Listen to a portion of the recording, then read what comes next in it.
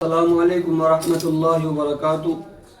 Hello दोस्तों, कैसे हो आप? उम्मीद है कि आप सब हजरात खैरियत व आफियत से होंगे।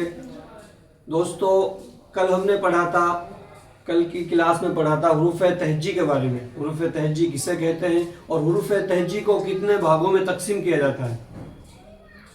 दोस्तों, आपका मैं तहे दिल से इस्तकबाल करता हूँ, यानी हमारे चैनल पर जुड़ने के लिए आपका तहे दिल से इस्तकबाल करता हूँ और वेलकम करता हूँ। दोस्तों, आज हम पढ़ेंगे हुरूफ मुरक्कब के बारे में, यानी हुरूफ मुरक्कब कितने होते हैं और कौन कौन से होते हैं। चलो आइए हम ज़्यादा बातें ना करते हुए अपनी क्लास को स्टार्ट करते हैं।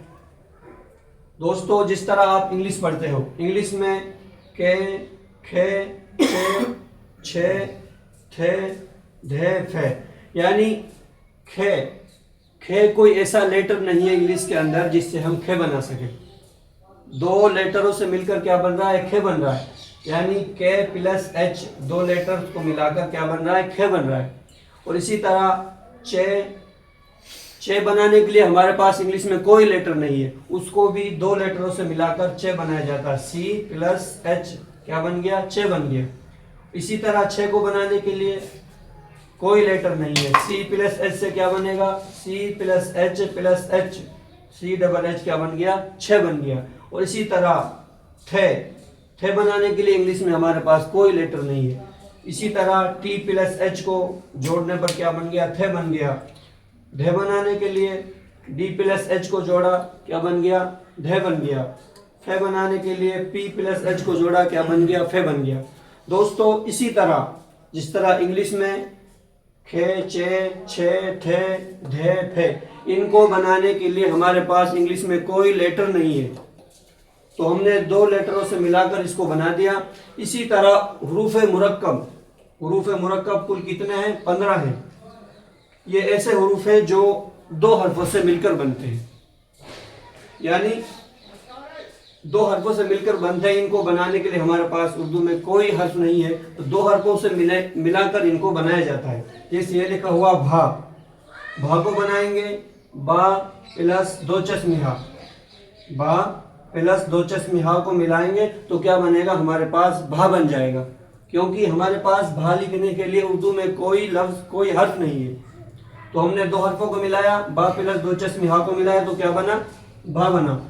दोस्तों, आगे देखो, फा बनाने के लिए हमारे पास उर्दू में कोई हर्फ नहीं है, तो हमने पा प्लस दो चश्मिहा को मिलाया तो क्या बना?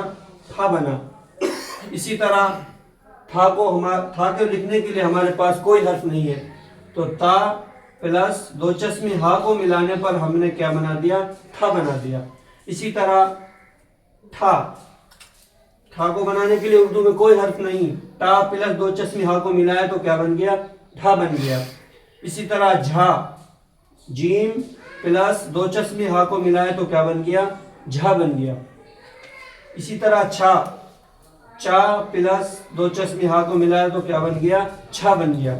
इसी तरह धा बनाने के लिए है धनुष, दाल प्लस दो चश्मिहा को मिलाया तो क्या बन गया? धा बन गया। और दोस्तों, इसी तरह डा प्लस दो चश्मिहा को मिलाए तो क्या बन गया?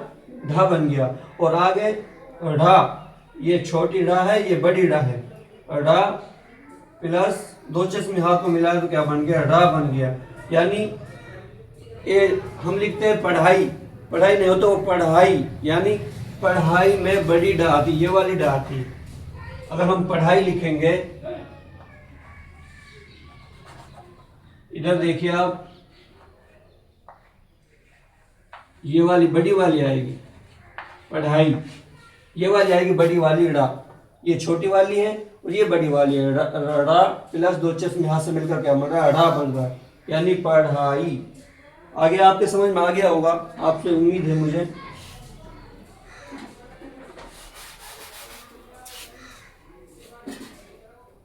तो ढ़ा प्लस दो चश्मिहा मिलकर क्या बना? बड़ी ढ़ा बना रही है। इसी तरह खा बनाने के लिए एक होती है बड़ी खा बनाने के लिए हमारे पास हर्फ मौजूद है, लेकिन एक जैसे हम खाना लिखते हैं, खाना छोटी खा से आता है, तो इसके लिए काफ, छोटा काफ आएगा प्लस दो चश्मिहा को मिलाएंगे तो क्या बन गया? खा बन गया। यानी हमें खाना लिखना है तो ये इस वाली खा से आएगा, ये लिख दिया हमने। बड़ी खा बनाने के लिए हमारे पास उर्दू में हर्फ मौजूद है, लेकिन ये वाली खा छोटी वाली खा बनाने के लिए हमारे पास उर्दू में कोई हर्फ मौजूद नहीं है। इसलिए हमने काफ प्लस दो चश्मे हा को मिलाया तो क्या बना लिया, खा बना लिया। और ये क्या है, गाफ, गाफ से गे बनता है, गाफ प्लस दो चश्मे हा को मिलाया तो क्या बन गया, घे घड़ी वाली घे बन गई।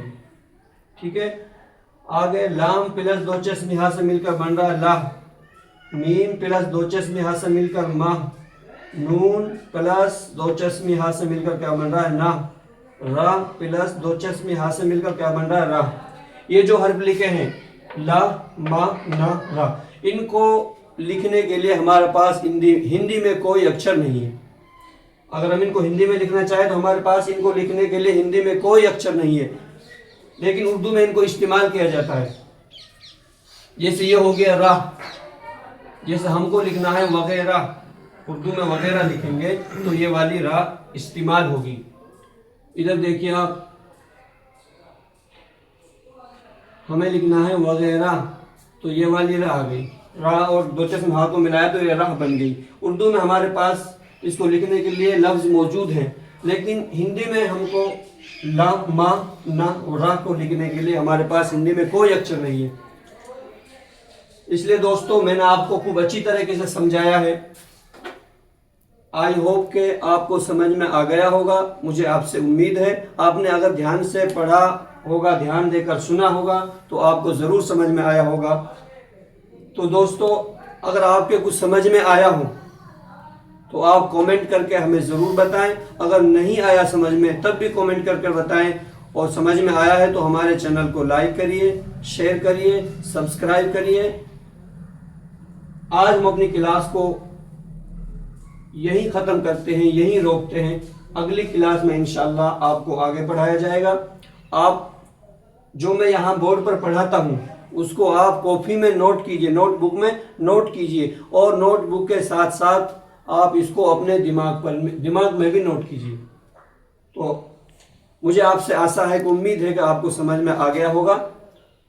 तो मैं अपनी क्लास को यहीं रोकता हूँ। अस्सलामु अलैकुम व रहमतुल्लाहि व बरकातहू।